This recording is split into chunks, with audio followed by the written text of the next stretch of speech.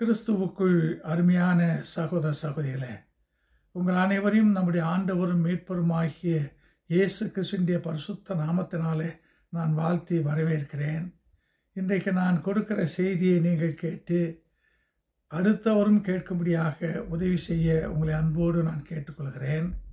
நான் கொடுக்கிற செய்தியோடு இன்னும் உங்களுக்கு சிந்தனைகள் உண்டானால் அவைகளையும் சேர்த்து கொள்ளும்படியாக அன்போடு நான் கேட்டுக்கொள்கிறேன். நான் கொடுக்க போகிற செய்தியினுடைய தலைப்பு தேவையான சீர்திருத்தங்கள், த needed ரிஃபர்மேஷன்ஸ்.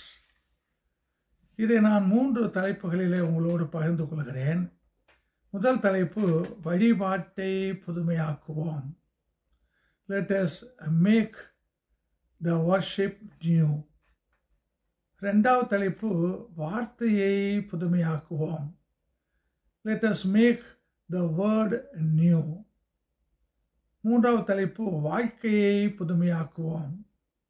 Let us make the life new. இந்த 3 தலைப்புகள் வழிபாட்டை புதுமையாக்குவோம், வார்த்தையை புதுமையாக்குவோம், வாழ்க்கையை புதுமையாக்குவோம். அன்பான சகோதர சகோதரிகளே, மார்ட்டின் லூத்தர் அவர்கள் ஜெர்மனி நாட்டிலே 1517 ஆண்டு அக்டோபர் மாதம் 31 நாள் ஜெர்மனி நாட்டிலே இருந்த வித்தன்பர்க் என்ற இடத்திலே இருந்த தேவாலய கதவிலே 95 நியாயங்களை எழுதி ஒட்டினார். அந்த நியாயங்களை நாம் படிப்போம் என்றால், மார்ட்டின் லூத்தர் அவர்கள் திருச்சபையிலே புதுமைகள் வர வேண்டும் என்பதை அவர் அதிகமாக சுட்டி காட்டியிருந்தார். அந்த 95 நியாயங்களோடு கூட மார்ட்டின் லூத்தர் அவர்கள் இன்னும் பல புதுமைகளை திருச்சபையிலே கொண்டு வந்தார். அதற்கு முன்னதாக லத்தீன் மொழியிலே திருமறை இருந்தது. அப்படிப்பட்ட லத்தீன் மொழியில் இருந்த திருமறையை தன்னுடைய தாய்மொழியாகிய ஜெர்மன் மொழியில் மொழிபெயர்த்து மிகப்பெரிய புதுமையை மார்ட்டின் லூத்தர் அவர்கள் கொண்டு வந்தார்கள். அதே போன்று அதற்கு முன்னதாக வழிபாடுகள் லத்தீன் மொழியிலே இருந்தன. அதையும் மாற்றி சொந்த தாய்மொழியாகிய ஜெர்மன் மொழியிலே மார்ட்டின் லூத்தர் அவர்கள் வழிபாட்டை நடத்த உதவி செய்தார். அதே போன்று பாடல்களை புது பாடல்களை புதிய இசைகளோடு உருவாக்கி வழிபாட்டிலே பாடும்படியாக, கடவுளை துதிக்கும்படியாக மார்ட்டின் லூத்தர் அவர்கள் பல புதுமைகளை செய்தார். அவர் இன்னும் பல புதுமைகளை செய்தார். நான் மொத்தத்திலே சொல்ல விரும்புகிற காரியம், மார்ட்டின் லூத்தர் அவர்கள் திருச்சபையிலே புதுமைகள் வர வேண்டும் என்று சொல்லி சீர்திருத்தத்தை செய்தார். அப்படி செய்த மார்ட்டின் லூத்தர் அவர்கள் ஒரு முறை சொன்னபோது, எக்லேசியா செம்பர் ரிஃபர்மேண்டா, அதாவது திருச்சபை எப்போதும் சீர்திருத்தத்தை செய்ய வேண்டியிருக்கிறது, அல்லது திருச்சபைக்கு சீர்திருத்தம் எப்போதும் அவசியமாகிறது. The church is in need of the reformation always. இந்த கருத்தை மார்ட்டின் லூத்தர் அவர்கள் சொன்னார்கள். அவருடைய கருத்தின்படி இன்றைக்கு நாம் வாழ்கின்றோம். இப்படிப்பட்ட நிலையிலே நம்முடைய திருச்சபையிலே நாம் செய்யப்பட வேண்டிய சீர்திருத்தம் என்ன என்பதை உங்களோடு நான் பகிர்ந்து கொள்ள விரும்புகிறேன். முதலாவது நான் சொன்னேன், வழிபாட்டில் புதுமை, வழிபாட்டை புதுமையாக்குவோம். Let us make the worship new. இன்றைக்கு நம்முடைய திருச்சபையை பார்ப்போம் என்றால், வாலிபர்கள் அதிகமாக வருவதில்லை. ஒரு சில சபைகளிலே வாலிபர்கள் வருவதே இல்லை என்று கூட சொல்லலாம். அது மட்டுமல்ல, திருச்சபை மக்கள் வழிபாடு நடக்கும்போது தங்களுடைய இல்லங்களிலேயே இருந்து விடக்கூடியவர்கள் இருக்கிறார்கள். யூடியூப்பில் இருக்கிற செய்தியை, வழிபாட்டை நாங்கள் பார்த்து அதோடு நிறுத்தி கொள்கிறோம். டிவியிலே வருகிற வழிபாட்டை பார்த்து நாங்கள் எங்களை திருப்திப்படுத்துகிறோம் என்று சொல்லி வழிபாட்டுக்கு வராமலேயே வீட்டிலேயே இருக்கிற திருச்சபை மக்கள் இருக்கிறார்கள். அது மட்டுமல்லாமல் திருச்சபையை விட்டு அடுத்த சபைக்கு போகிற மக்கள் இன்றைக்கு அதிகமாகி கொண்டிருக்கிறார்கள். இந்த திருச்சபையிலே எங்களுக்கு ஒரு உற்சாகம் இல்லை. திருச்சபையில் நடக்கிற வழிபாடுகளிலே பங்கு பெறும்போது எங்களுக்கு திருப்தி இல்லை. ஆகவே நாங்கள் அடுத்த சபைக்கு போகிறோம் என்று சொல்லி போய்கொண்டிருக்கிறார்கள்.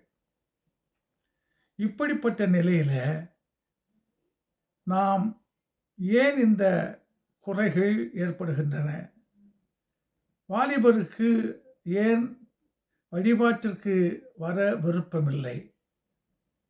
வீட்டிலேயே இருக்கிறார்களே, ஏன் வழிபாட்டுக்கு வருவதற்கு அவர்களுக்கு விருப்பமில்லை? சபையை விட்டு அடுத்த சபைக்கு போகிறார்களே, அதற்கு என்ன காரணம்? இதற்கெல்லாம் நாம் ஒரு விடையை காண்பது நல்லது. ஏனென்றால் வாலிபர்கள் என்று சொன்னால் இன்றைக்கு அவர்கள் வாலிபர்கள், அவர்கள்தான் எதிர்கால திருச்சபையினுடைய தலைவர்கள். The youth are going to be the leaders of the church in the future. எனவே நாம் வாலிபர்கள் வரவில்லை என்பதை புறக்கணித்து அதை குறித்து அக்கறைப்படாமல் இருந்து விடாமல், எதிர்கால திருச்சபை சிறப்பாக இருக்க வேண்டும் என்று சொன்னால் இன்றைய வாலிபர்களை அதற்கு ஏற்றவாறு நாம் உண்டாக்க வேண்டும். எனவே இந்த காரணங்களை நாம் மனதிலே கொண்டு இதற்கு என்ன விடை, எங்கே இதற்கு குறை இருக்கிறது? வழிபாட்டிலே இருக்கக்கூடிய அந்த பாரம்பரியமான அந்த வழிபாடா, அல்லது எப்போதும் பாடப்படுகின்ற பழைய பாடல்களா, அல்லது அருளுரை அல்லது போதனை கேட்பதற்கு உற்சாகம் இல்லாமல் இருக்கிறது, மன திருப்தியை ஏற்படுத்துவதில்லை என்கிற காரணங்களா? எது ஏன் இவர்களை பாதிக்கிறது என்று சொல்லி நாம் அலசி ஆராய்ந்து நாம் வழிபாட்டிலே புதுமைகளை கொண்டு வருவோம் என்றால் வாலிபர்கள் வருவார்கள். வீட்டிலேயே இருக்கக்கூடியவர்கள் உறுதியாக வழிபாட்டுக்கு வருவார்கள்.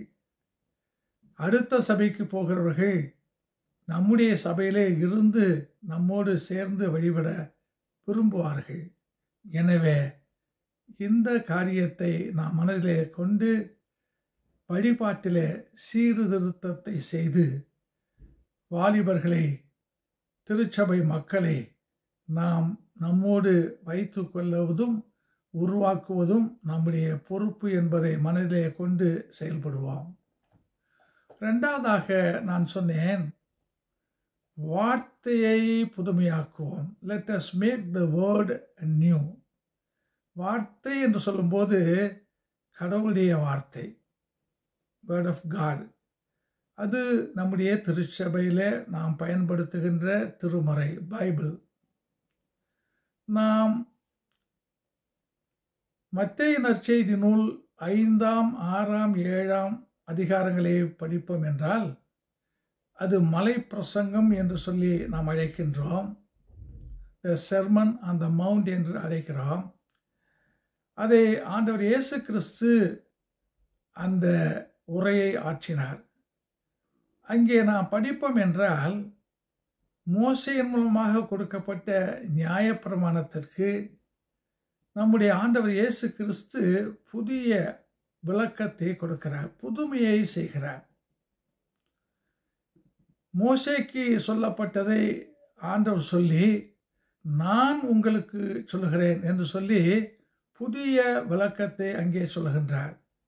இங்கே நாம் அறிய வேண்டிய ஒரு காரியம், நியாயப்பிரமாணம் வேண்டாம் என்று ஆண்டவர் ஒதுக்கவில்லை. அந்த நியாயப்பிரமாணம் இப்போது வாழ்கிற அந்த மனித குலத்திற்கு அது எப்படியாக பொருந்தும், அது எப்படியாக பொருத்தி நாம் காட்ட வேண்டும் என்று அப்படிப்பட்ட யோசனையை, சிந்தனையை ஆண்டவர் செய்து புதுமையை, புதிய விளக்கத்தை, மோசேயினுடைய நியாயப்பிரமாணத்துக்கு புது புது விளக்கங்களை நம்முடைய ஆண்டவர் கொடுத்தார். அதைத்தான் நானும் சொல்கின்றேன். நாம் திருமறையை இன்றைக்கு போதிக்கின்றோம். போதிக்கும் போது ஒரு காரியத்தை நாம் கவனம் கொள்ள வேண்டும். திருமறை என்பது பல ஆயிரம் ஆண்டுகளுக்கு முன்னதாக எழுதப்பட்டது. ஆனால் அப்படிப்பட்ட திருமறை இன்றைக்கு வாழ்கிற மனித குலத்திற்கும் அது அர்த்தமுள்ள ஒன்றாக இருக்கிறது. இன்றைக்கு வாழ்கிற மனித குலத்திற்கு அது பயனுள்ள ஒன்றாக இருக்கிறது என்பதை நாம் மனதிலே கொண்டு திருமறையினுடைய வார்த்தைகளை இன்றைக்கு வாழ்கின்ற நம்முடைய சூழலுக்கு ஏற்ப நாம் பொருத்தி காட்ட வேண்டும். அதாவது நாம் வாழ்கின்ற இந்த சூழலுக்கு, இன்றைய சூழலுக்கு நம்முடைய திருமறை எப்படி அது அர்த்தமுள்ள ஒன்றாக இருக்கிறது என்பதை நாம் பொருத்தி காட்டும்போது திருமறை எல்லோராலும் விரும்பப்படக்கூடிய ஒன்றாக இருக்கும்.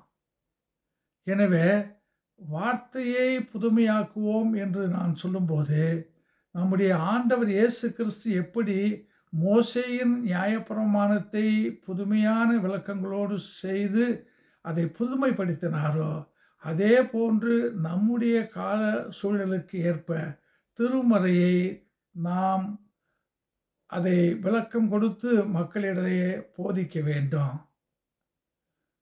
The scripture must be applied to our own context. இன்றைய சூழலுக்கு ஏற்ப நம்முடைய திருமறையினுடைய வார்த்தைகளை நாம் அர்த்தம் சொல்லி அதை விளக்கி, இந்த திருமறை இன்றைக்கும் அர்த்தமுடையதாக இருக்கிறது என்பதை மக்கள் மனதிலே நாம் பதிய வைக்க வேண்டும். திருமறையை அவர்கள் படிக்க, ஆர்வத்தோடு படிக்க, அவர்களுக்கு அந்த உற்சாகத்தை நாம் கொண்டு வர வேண்டும்.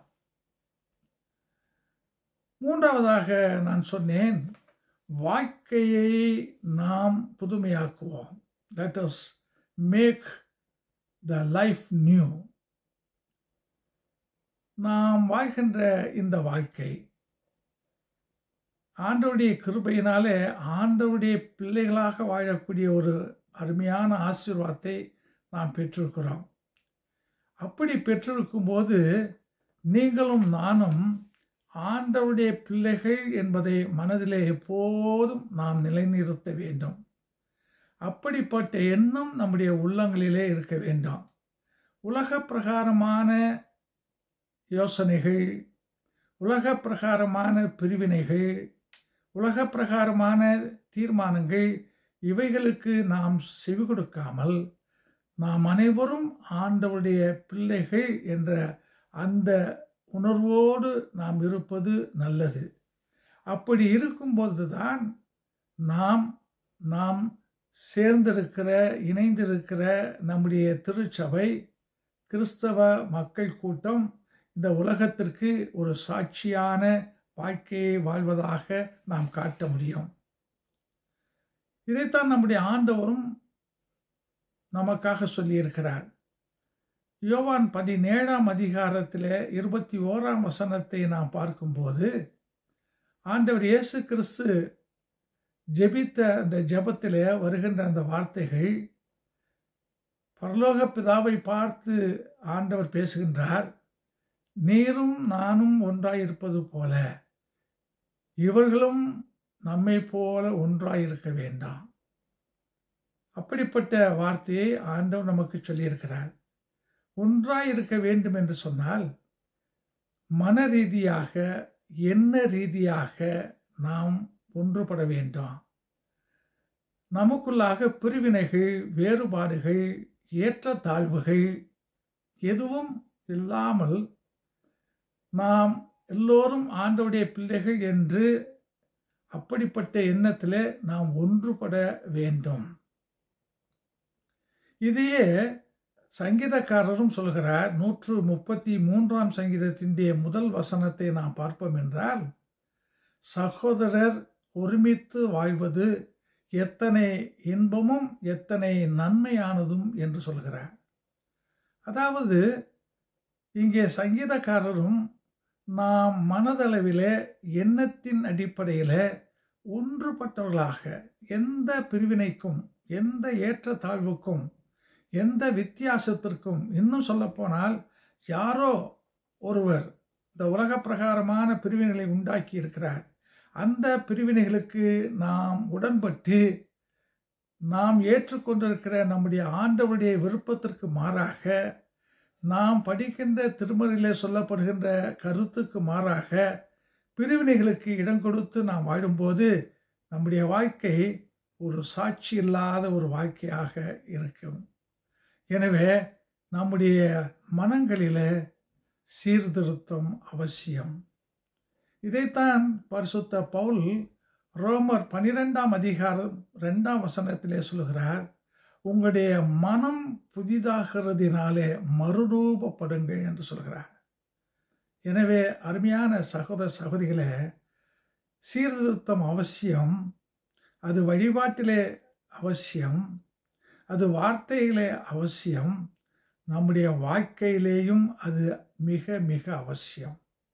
நீங்களும் நானும் எல்லா வித்தியாசங்களையும் எல்லா ஏற்றத்தாழ்வுகளையும் உலக பிரகாரமான அனைத்து வித்தியாசமான காரியங்களையும் நாம் உதறி தள்ளிவிட்டு நாம் அனைவரும் கிறிஸ்தவர்கள், கிறிஸ்துவினுடைய பிள்ளைகள் என்று நாம் ஒன்றுபடும் போதுதான், நாம் ஐக்கியப்படும் போதுதான், அப்படிப்பட்ட சீர்திருத்தத்தை நம்முடைய மனதிலே உள்வாங்கும் போதுதான் இன்றைக்கு நாம் ஒரு சீர்திருத்த திருச்சபையாக இயங்க முடியும். பரிசுத்த பவுல் 1 கொரிந்தியர் 10:17 சொல்கிறார், நாம் பலராக இருக்கிறோம், ஆனாலும் கூட பலராக இருந்தாலும் ஒரே அப்பத்திலே புசிக்கிறோம், ஒரே கிண்ணத்திலே அந்த திராட்சரசத்தை குடிக்கின்றோம். இப்படி ஒரே அப்பம் ஒரே கிண்ணம், அதில் நாம் பங்கு பெறும்போது பங்கு பெறுகிற நாமும் ஒரே மனமுடையவர்களாக, ஒத்த மனமுடையவர்களாக, ஏற்ற தாழ்வை தூக்கி எறிந்துவிட்டு இயேசுவை போல ஒன்றுபட்டு வாழக்கூடியவர்களாக இருக்க வேண்டும் என்பதை பரிசுத்த பவுலும் சொல்கிறார். இந்த கருத்தை மறுபடியுமாக கலாத்தியர் 3:28 பரிசுத்த பவுல் சொல்லும்போது, யூதன் என்றும் கிரேக்கன் என்றும் இல்லை, சுயாதீனன் என்றும் அடிமை என்றும் இல்லை, ஆண் என்றும் பெண் என்றும் இல்லை, கிறிஸ்துவுக்குள் எல்லோரும் ஒன்றாயிருக்கிறார்கள். அருமையான சகோதர சகோதரியே, நாம் வாழ்கிற வாழ்க்கை கர்த்தர் கொடுத்த வாழ்க்கை. அந்த கர்த்தர் கொடுத்த வாழ்க்கையிலே கர்த்தருடைய பிள்ளைகளாக வாழக்கூடிய பாக்கியத்தை நாம் பெற்றிருக்கிறோம். அதற்காக நாம் கர்த்தருக்கு நன்றி சொல்லுவோம். இன்னும் ஒருபடி, 1 ஸ்டெப் ஃபார்வர்டு என்று சொல்லுவோம், இன்னும் ஒருபடி மேலாக இந்த உலக பிரகாரமான வித்தியாசங்களுக்கு, ஏற்றத்தாழ்வுகளுக்கு, பிரிவினைகளுக்கு நாம் இடம் கொடுக்காமல் ஒன்றுபட்டவர்களாக, ஒருமனப்பட்டவர்களாக, நம்முடைய இதயத்திலே ஒரு மாற்றத்தை, ஒரு சீர்திருத்தத்தை உண்டாக்கி மறுரூபப்பட்ட மக்களாக இந்த உலகத்தில் வாழ்ந்து காட்டுவோம். அப்படி வாழும்போது உண்மையாகவே நீங்களும் நானும் ஒரு உயிருள்ள சாட்சியாக ஆண்டவருக்கு பிரியமான ஒரு வாழ்க்கையை வாழ்ந்து காட்ட முடியும். அப்படி வாழும்போது நாம் சார்ந்திருக்கிற இந்த திருச்சபை, கிறிஸ்தவ மக்கள் கூட்டம் இந்த உலகத்திற்கு ஒரு சாட்சியான கூட்டமாக தான் அமையும். எனவே சீர்திருத்தத்தை நாம் வழிபாட்டில் செய்வோம், வார்த்தையில் செய்வோம், வாழ்க்கையில் செய்வோம். ஆண்டவர் நமக்கு துணை செய்வாராக. ஆமென்.